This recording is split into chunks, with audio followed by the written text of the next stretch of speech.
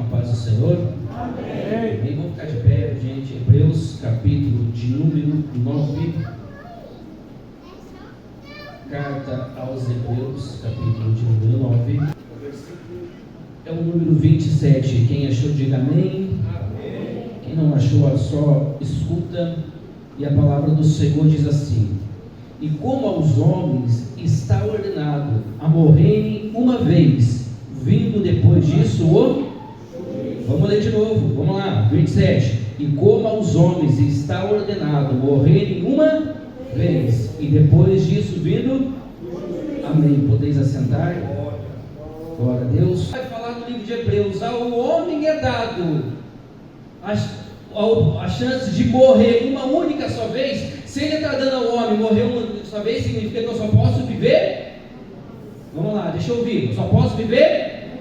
Então você só tem uma chance, só tem uma vida. Você não pode errar na sua vida. Você só tem uma. Você não tem mais que uma. E lá no livro de Salmos, no capítulo 90, a Bíblia vai falar que Deus deu ao homem a glória de viver 70 anos. O que passar disso é enfado do Senhor. Ou seja, Deus me deu uma vida, uma única vida, e nela Ele me deu 70 anos. Como o irmão Sidney falava, a nossa geração passou, está vindo uma nova. Agora eu quero que você comece a colocar dentro do seu coração e pensar: o que você fez até aqui? Quais foram as tuas decisões? Quais foram as tuas atitudes até você chegar aqui? Porque você só tem uma chance, meu irmão. Você só tem uma chance, meu irmão. Você só tem uma oportunidade. Precisa ver se você não está deixando o tempo passar e não está fazendo.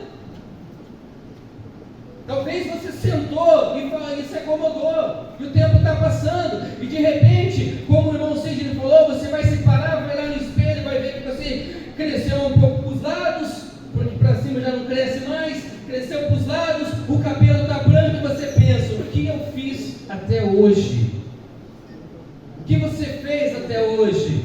E como eu falei, eu quero contar a história de dois personagens, e a gente vai para o livro de 2 Reis, só para você entender um pouco.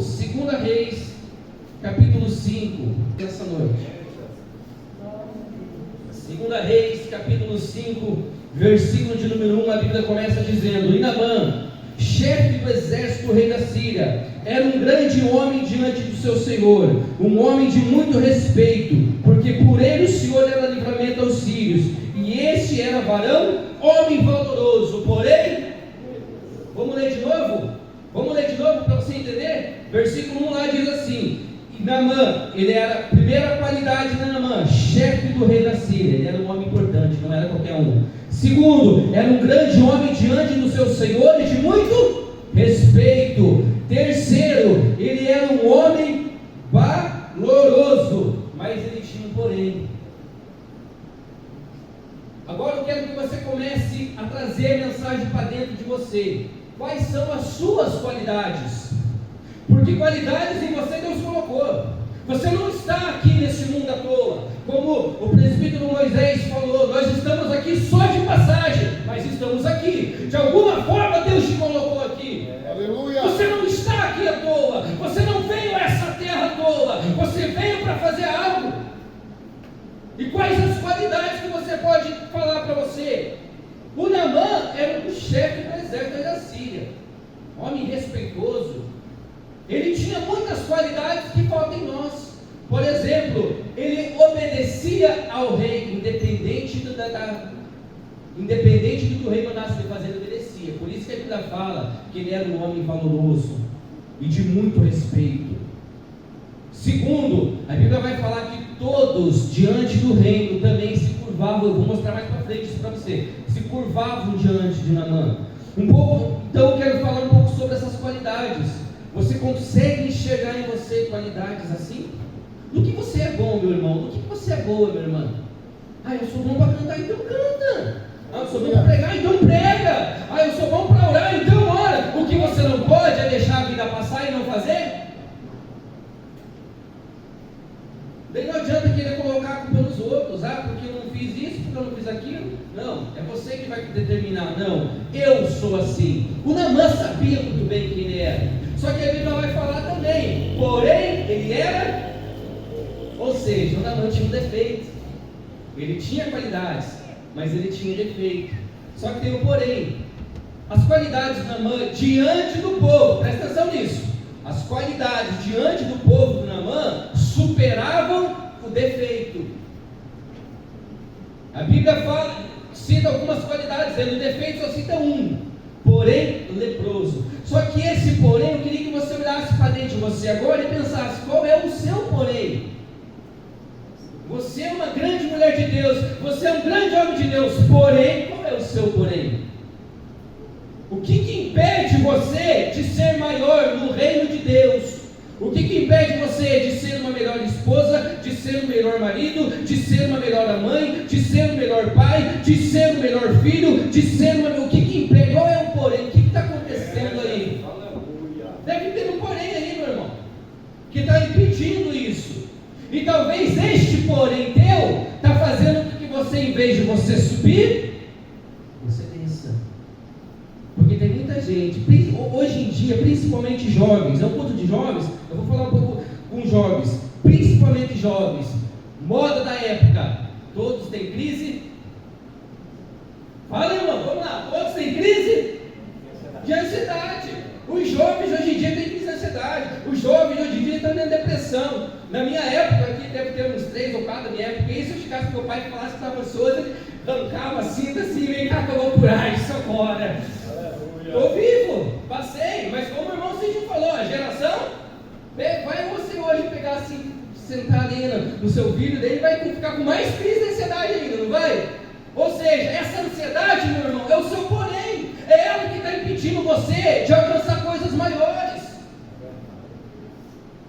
Presta atenção no seu porém, e a Bíblia vai falar um pouco mais, a Bíblia vai falar que este homem, Naamã, ele saiu para a guerra e invadiu Israel. E a Bíblia vai falar que em Israel, eles derrotaram Israel e levaram cativo algumas pessoas. E no meio dessas pessoas existia uma menina. E ele pegou essa menina e leva essa menina para dentro da casa dele. Ela se torna escrava. Os historiadores, a Bíblia não fala a idade dela, mas os historiadores acreditam que ela tinha entre 9 e 15 anos. Ela não tinha mais que isso. Por quê? Porque eles não pegavam gente há mais de 20 anos para ser escravo. Para eles não compensava, não dava lucro. Eles tinham que pegar gente jovem. Só que tem um porém. Agora eu falei que ia falar de 2 personagens. Vou falar do Naamã e vou falar dessa menina. Agora vamos se colocar no lugar dessa menina. Você jovem, vamos se colocar no lugar dela. Está em casa, com o pai, com a mãe, está na terra dela, tudo tranquilo. De repente chega um cidadão que ela nunca viu, nunca olhou para a cara dele. Ele entra, destrói tudo e leva ela escrava. Agora ela não tem a mãe perto dela, ela não tem o pai perto dela, ela está longe da terra dela e está dentro da casa do cidadão que está fazendo ela ser escrava dele.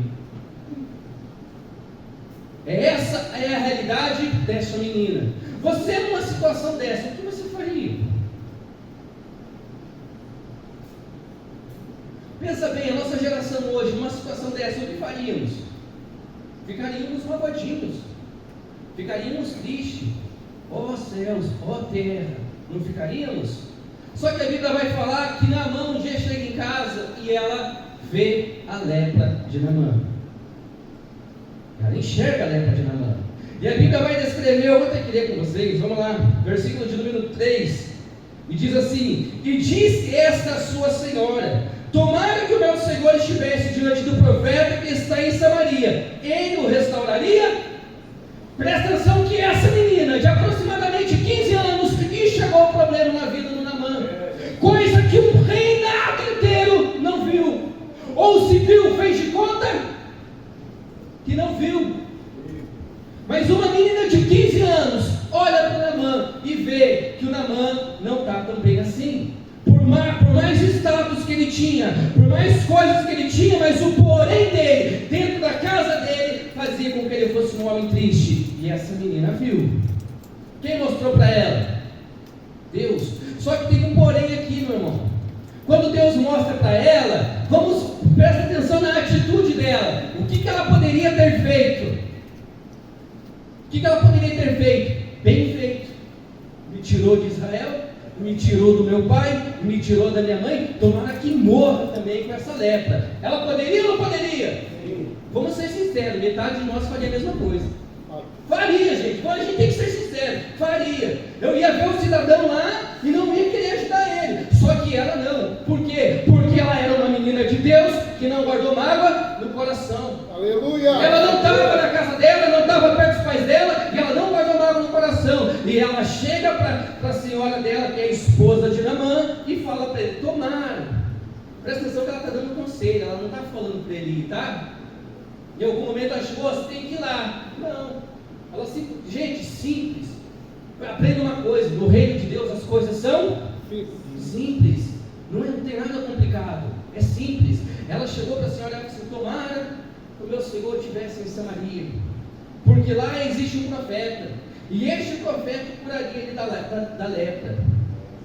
Uma menina de 15 anos. E a esposa de Naamã dá ouvidos. Que engraçado. A esposa de Naamã dá ouvidos a uma menina de 15 anos. E ela chega para o Naamã e conta para o Naamã. E o Naamã dá ouvidos à esposa dele e vai até o rei.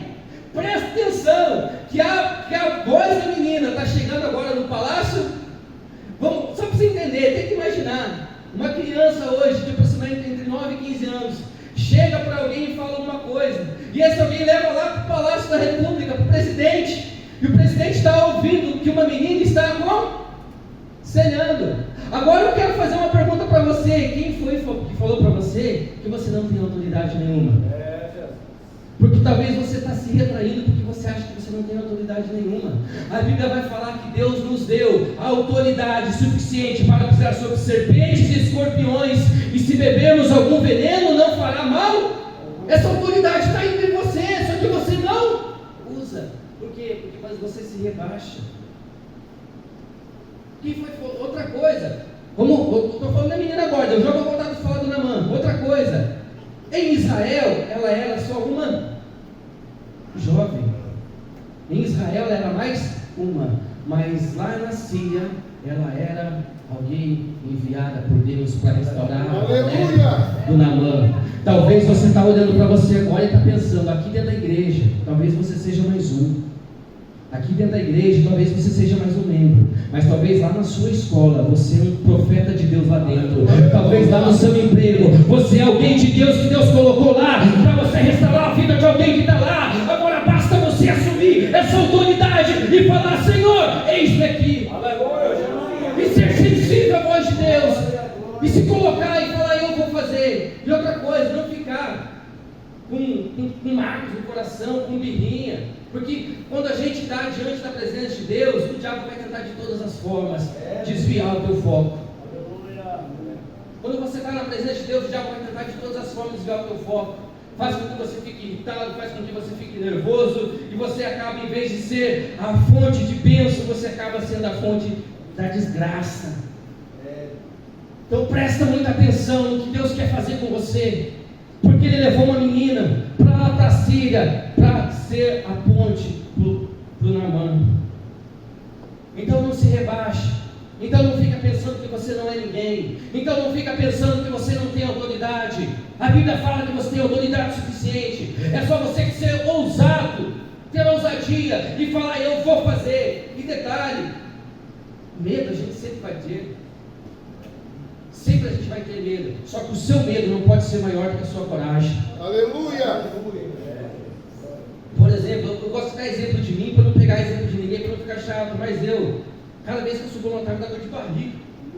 Eu começo a suar. O que é isso? Insegurança. Eu sou inseguro.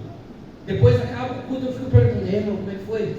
Foi bom, irmão? Por quê? Porque insegurança não é porque eu quero que o meu ego seja massajado, não. É insegurança. Só que a minha insegurança não pode ser maior que a coragem de eu subir nesse púlpito e pregar a palavra do Senhor.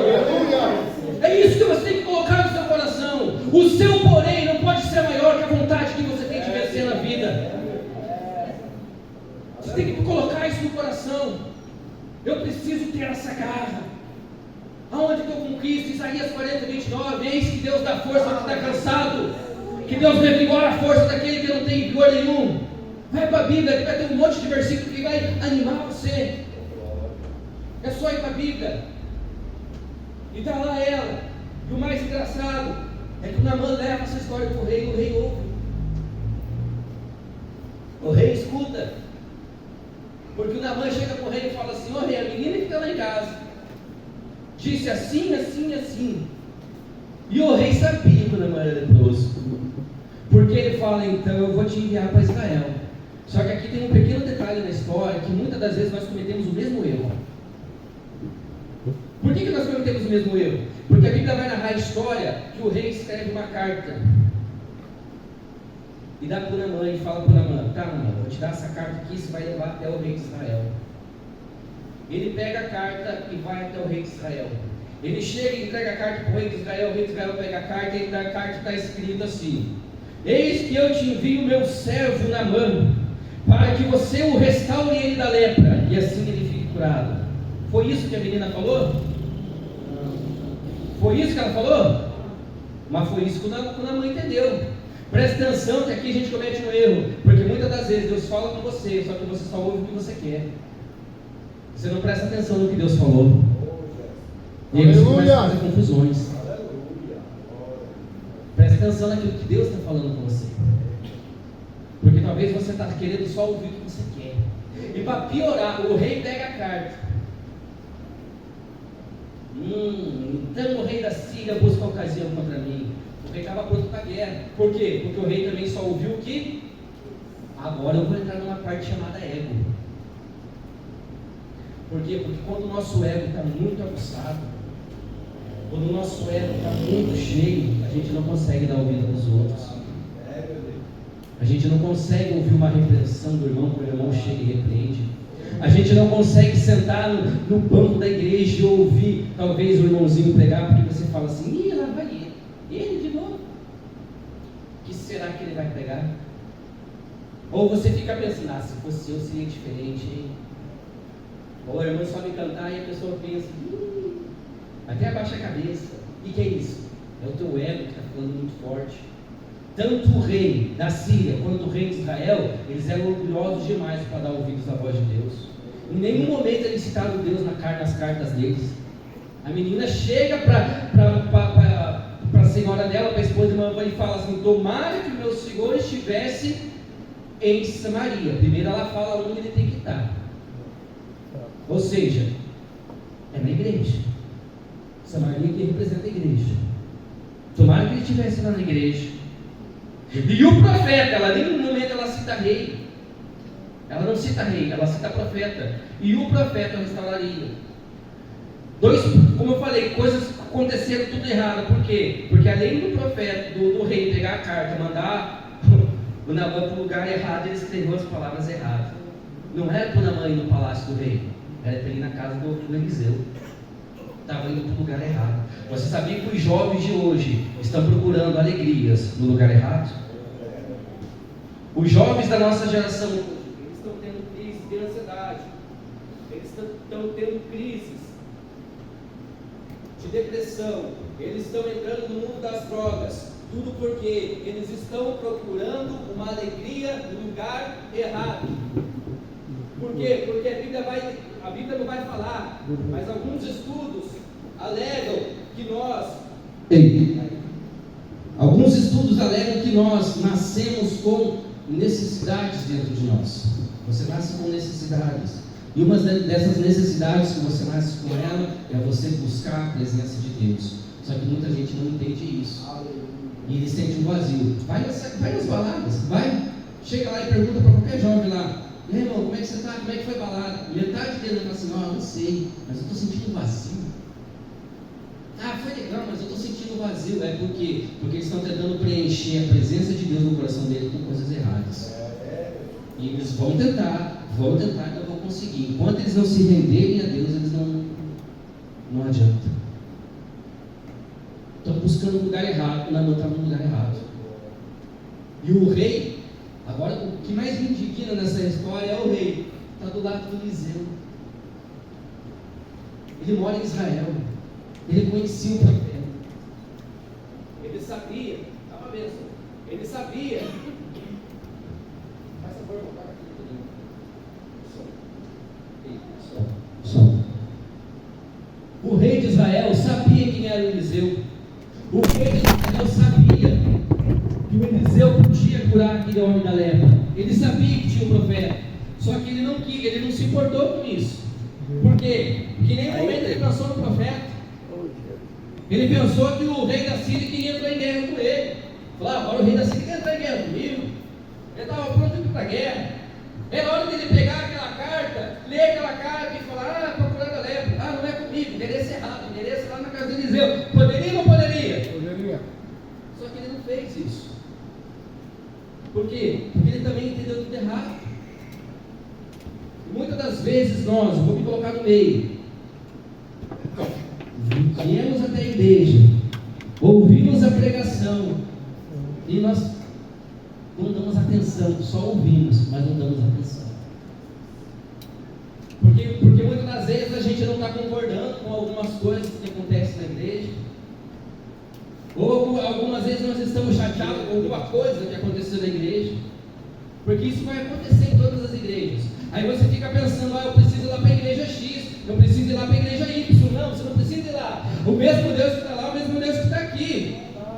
É o mesmo Deus, não mudou. O que precisa é você mudar o seu coração. Aleluia! Para você entender o que Deus está falando com você. Mas não paramos para prestar atenção nesses detalhes. Se somos nós que estamos mal ou é a igreja que está mal. Mas temos a responsabilidade de passar o defeito para alguém. Queremos colocar a culpa em alguém. E aí, o profeta ouve. Só que o profeta é um homem de Deus. O profeta não é qualquer um. O profeta, quando vê o zum, a Bíblia não vai descrever isso. Isso é a tradução do Hermes. Tradução do Hermes. O profeta escuta um zum, está lá o chefe do exército lá, o rei já quer atacar ele. Aí o Eliseu pega e manda um mensageiro, vai lá e fala pro rei lá, mandar ele vir ter aqui comigo, que eu vou mostrar que existe Deus. Presta atenção na palavra dele.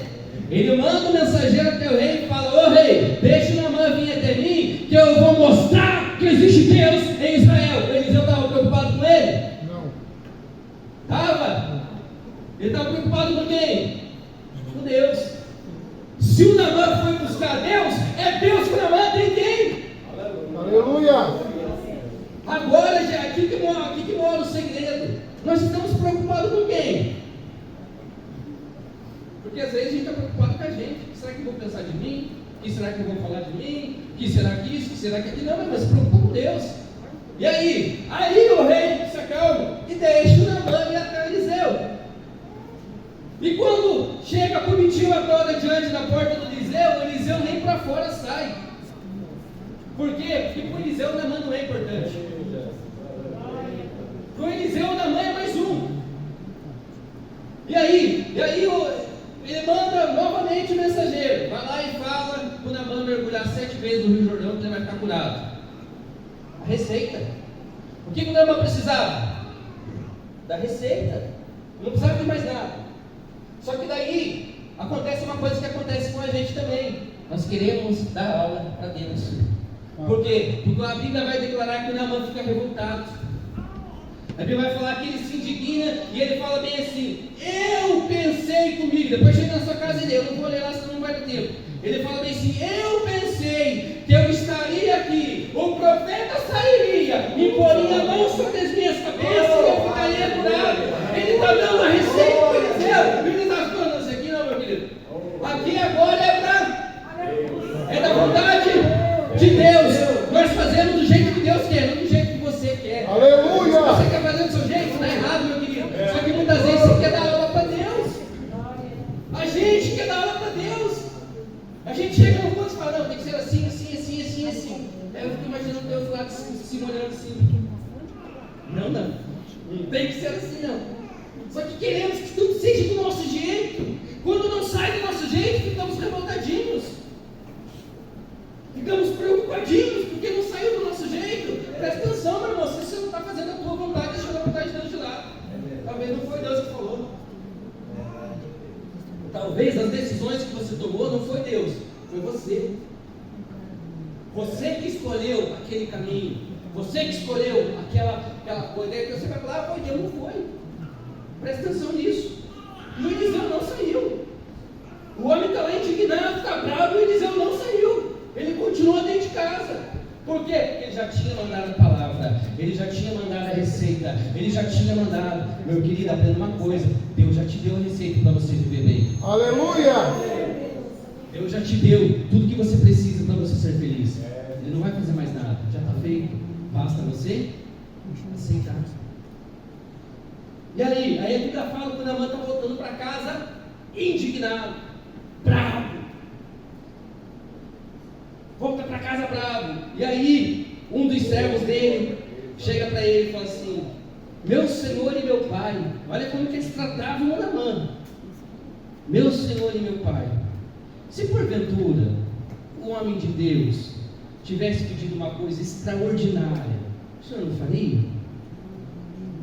E ele questiona: tá, mas porventura não são os rios de Damasco, Abana e Farpar melhores que o Rio Jordão? Ou seja, lá é melhor, aqui não presta. Por que ele não mandou eu me banhar lá? Por que eu tenho que fazer tal coisa? Porque é que lá, não é lá, é a... Aleluia! Não é lá, é aqui. É aqui que Deus quer. E a Bíblia fala que aquele jovem, na Bíblia também não fala, não cita o nome daquele jovem, mas aquele jovem convence o Naamã. Só que tem um porém. Por que Eliseu manda o Naamã ir mergulhar no Rio Jordão 7 vezes? E tinha que ser no Rio Jordão, não podia ser em Abana e Farpar. Porque o Naamã precisava tirar a armadura que ele carregava. Porque ninguém sabia como era a lepra de Naamã. Sabiam que ele tinha lepra, mas não sabiam como era. Por quê? Porque ele escondia. Ele era um homem, ele era um general do exército, ele andava fardado. A armadura daquela época, a Bíblia não declara, mas os historiadores falam que só aparecia o olho. Ele tinha couraças, ele tinha cinto, ele tinha, eu não vou lembrar do nome do negócio aqui, que é como se fosse uma caneleira, mas cobriu o corpo dele inteiro, ou seja, só apareciam os olhos dele. Sabiam que ele tinha lepra, mas ninguém via. Só quem viu foi a menina lá na casa dele. Só quem viu foi a esposa. Ele estava com uma armadura e ele precisava tirar a armadura. Meu irmão, eu queria chegar nesse ponto aqui para falar para você. Eu não sei qual que é a armadura que você está carregando, mas talvez a armadura que você carrega só na sua casa que você tira ela. E talvez é essa armadura que está impedindo Deus de abençoar você. Porque talvez você carrega dentro do seu coração um sentimento que aconteceu há 30, 40, sei lá quantos anos atrás, mas ele está vivo aí dentro ainda. Só que você chega na igreja todo sorridente. Você chega na igreja, dá glória a Deus, você pula, você glorifica, mas a ferida ainda está aberta. E ninguém vê. Só você e Deus. E é essa ferida ali que está impedindo você de prosperar. O Naamã teve que tirar a armadura na frente de todo mundo. Tenta imaginar como é que foi para o Naamã tirar a armadura na frente dos... Como que eu posso usar o termo aqui agora? Me ajudem, presbítero Moisés. Dos oficiais dele. Tenta imaginar um homem na posição dele tendo que tirar a armadura, porque ele não ia mergulhar no rio de armadura aí. Não ia não. Ele teve que tirar a armadura, ele teve que se despir diante da frente dos oficiais dele. Aí eu fico imaginando os oficiais dele olhando para ele, e aquele monte de ferida nos braços, nas pernas, e agora ele tem que ficar todo sem armadura. Talvez exista uma ferida aberta aí, meu irmão, minha irmã, um casamento mal resolvido, um perdão mal resolvido, uma amizade mal feita. E é essa armadura que você está carregando, e é essa armadura que Deus está falando para você nessa noite. Tira ela, senão eu não consigo te abençoar. Aleluia! Talvez você está trazendo no seu coração algo assim que machucou você e machucou muito. Há um tempo atrás, no meu ministério, eu fui até Mandirituba atender um caso em que eu fiquei perplexo. Cheguei lá, o cidadão chorando na mesa. Chorando, a esposa dele chorando no quarto. E eu perguntei para ele o que foi. Ela berrou lá do quarto. Posso usar uma expressão meio mais forte aqui? Tem criança aqui, perguntei. Mas ela berrou lá do quarto. Ele é um sapo. Lá do quarto ela berrou. E ele chorando. E eu chamei ele e falei: cara, o que aconteceu? Aí ele chorando, ele falou assim: Ele me chamou de pastor na época e falou assim: pastor, quando eu era criança, eu fui abusado sexualmente pelo meu vizinho. Durante aproximadamente 3 meses, ele esperava meu pai e minha mãe sair, ia até minha casa e abusava sexualmente de mim. Eu com 8, 9 anos de idade. Quando eu fiz meus 16, 17 anos, eu comecei a ficar namorador, porque eu tinha que provar para mim que eu era homem. Eu precisava provar aqui para mim que eu era homem. Eu não traio minha esposa porque eu não amo ela, eu amo ela, só que eu preciso provar para mim que eu sou homem. Ou seja, ele estava carregando uma ferida no coração dele aberta, que aconteceu quando ele tinha 8 anos de idade. E agora ele não estava só ferindo ele estava ferindo a esposa também. Tudo por quê? Por causa de uma ferida aberta no coração que ele não resolveu. Eu falei: você contou isso para ela, irmão? Ele falou assim: não, tem vergonha. Eu falei: você contou isso para alguém? Ele falou assim: não, tem vergonha. Talvez você carregue no seu coração algo que aconteceu que você não tem coragem de contar para ninguém. Só que a ferida está aberta.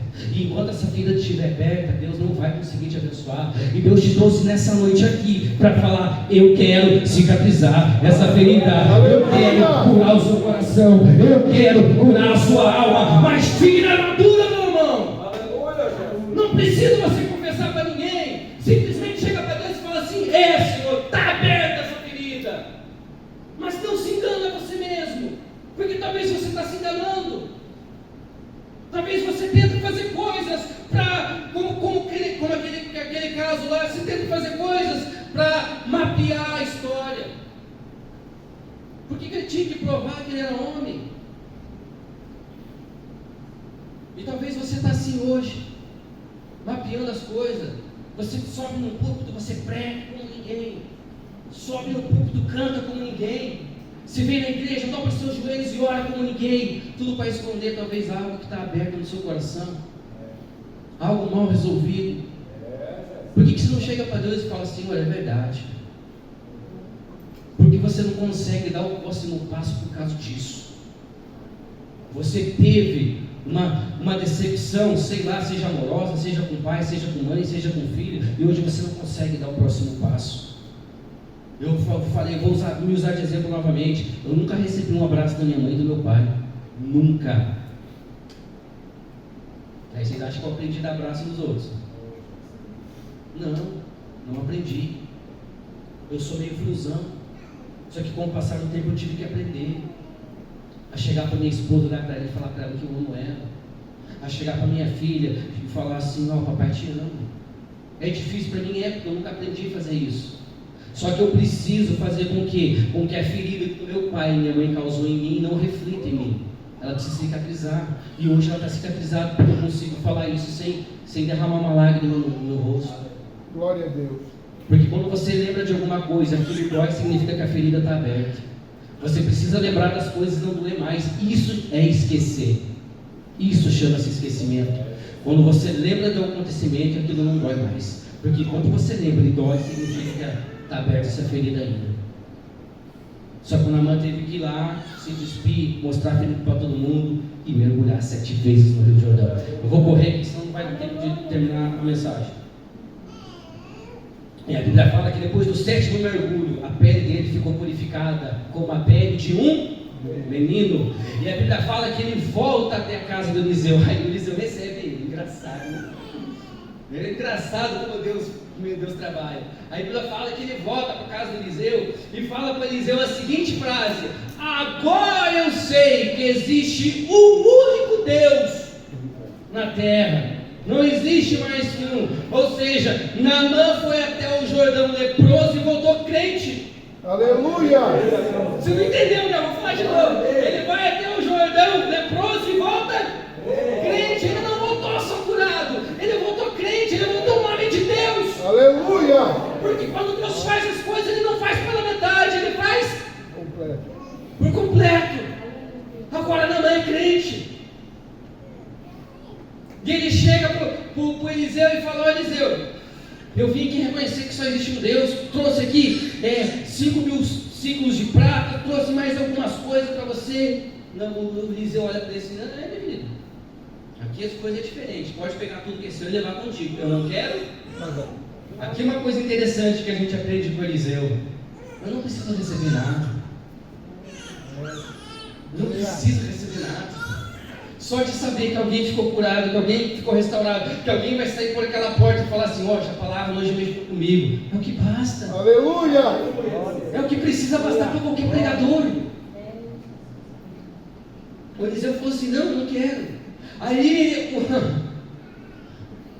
o Naamã, ele tem uma atitude, gente, que olha, ele pega e fala com o Eliseu: vou acabar aqui a mensagem. Eliseu, então deixa eu levar 2 sacos de terra aqui do seu quintal. 2 sacos que medem uma mula. Deixa eu levar comigo, porque eu vou voltar para a Síria. Só que lá na Síria, o meu Senhor, ele adora um Deus chamado Rimon, que é o Deus do trovão ou o Deus da chuva. Pensem como vocês quiserem. Tem gente que fala que é Thor, não sei se é Thor, eu sei que é o Deus do trovão, né? E ele fala bem assim: então o meu Senhor vai entrar e adorar aquele Deus, e eu vou ter que entrar com ele. E eu quero levar essa porção de terra para reconhecer que aquele lá não é Deus, é aquele que está aqui comigo. Aleluia! É aquele que está comigo. Ou seja, você precisa carregar Deus com você para onde você? O que o Naamã está querendo falar para o Eliseu? Eu quero levar Deus comigo aonde eu for, aonde eu entrar, aonde eu pisar. Deus tem que estar comigo, seja onde for, meu irmão. Carrega Deus contigo. Carrega Deus. Não deixe que as coisas, as circunstâncias mudem você. Agora, Naamã é crente e está levando Deus com ele. Agora eu faço uma pergunta para você, para mim encerrar. Quem foi responsável pela cura do Naamã? Foi o Eliseu? Não, foi quem? Foi Deus também? De certa forma foi. Mas quem foi a ponte? Uma menina de aproximadamente 15 anos que não ficou calada. Aleluia! Quem foi que você não tem dom? Quem foi que falou para você que você não pode? Existem coisas extraordinárias que Deus faz. Às vezes você para e pensa: como é que pode estar acontecendo isso aqui e agora? Pode. Deus quer usar você. A única coisa que Deus quer é que você fale igual a Isaías: siga o eis-me aqui. E você que quer, eu quero orar por você agora. Eu quero convidar você a vir à frente. Você que fala: eu preciso carregar esse saco de areia junto comigo. Eu quero que você venha aqui à frente. Você que fala bem assim: eu tenho uma ferida aberta no meu coração, algo que aconteceu comigo e ainda me machuca. Você que fala assim: ó, eu tenho algo que eu carrego comigo que eu ainda não superei. Eu quero você aqui à frente também, que eu quero orar por você.